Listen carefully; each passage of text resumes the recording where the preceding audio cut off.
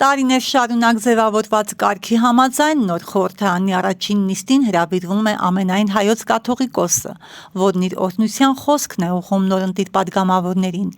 Այս անգամ, սակայն, ամենայն հայոց կաթողիկոսը չի հրավիրվի ազգային ժողովի նոր գումարման անդրանիկ նիստին։ Հայաստանյաց առաքելական Սուրբ եկեղեցու հոգևորական Տեր Պսակի խոսքով վեհափառ հայրապետի ներկայությունն ու օրհնությունը միայն արարողակարգային նշանակություն չունեն, քանի որ նա հանդես է գալիս որպես ժողովրդի հոգևոր հայր։ Վերջիդատը պիտի հասկանանք, որ ազգային ժողովը դա ժողովրդի կողմից ընտրված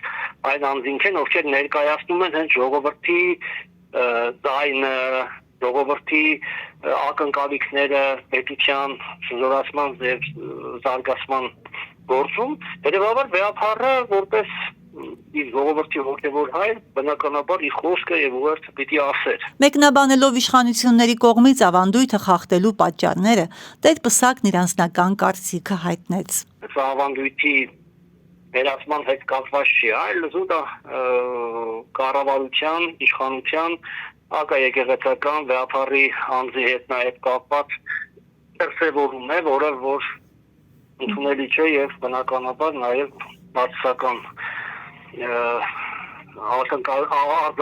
Խոսելով կաթողիկոսի օրհնության նշանակության մասին, Տեր Պսակը նշեց, որ խորհրդարանի անդամները սկսելով իրենց աշխատանքը զրկվում են կարևոր հոգևոր խորհրդանիշից։ Որոշումը դե իրենցն է, եթե իրենք որոշել են առանց եկեղեցու հովվապետի օրհնության եւ ուղերձի սկսել իրենց աշխատանքը, իրենց ծառայությունը, եթե կարելի է այդպես ասել, իրենց որոշումն է, բայց զրկվում են մեծ օրհնությունից եւ Աստծո նաեւ օրհնությունից։ Անդրադառնալով շրջանառվող տեղեկություններին, թե կաթողիկոսի փոխարեն ելույթի հնարավորություն կարող է տրվել եկեղեցական կարգալույծ արված անձի, Տեր Պսակը նման հնարավորությունը գնահատեց որպես անընդունելի։ Իրենք կարող են կներեք հազար անգամ ցանկացած պատահական մարդու էլ հրավիրել, ասել արի չգիտեմ, ելույթ ունեցի, բայց դա արդյոք վավերական է դարձնում այդ ամեն ինչը, մանավանդ կարգալույց եղած անձը ինչ պիտի, եթե նա իշխանություն չունի, եթե նա շնորհից զրկված է եւ եկեղեցու հետ այլևս առնչություն չունի, նա ինչ կարող է ինչ-որ խոսքեր ասել, չգիտեմ, հաղորդ բարձրացնել, բայց դա արդյոք Աստծո աչքին, Աստծո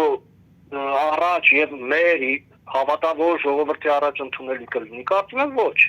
Միաժամանակ նա ընդգծեց, որ որևէ անձ կամ իշխանություն չի կարող փոխել եկեղեցու առաքելությունը։ Իսկ ինչ մնում է, թե նա ոտնահարում է եկեղեցու, բացարձակ նման բան չկա, եկեղեցին միշտ բացունքի վրա է, միշտ եղել է եւ կլինի իր ժողովրդի, իր հայրենիքի կողքին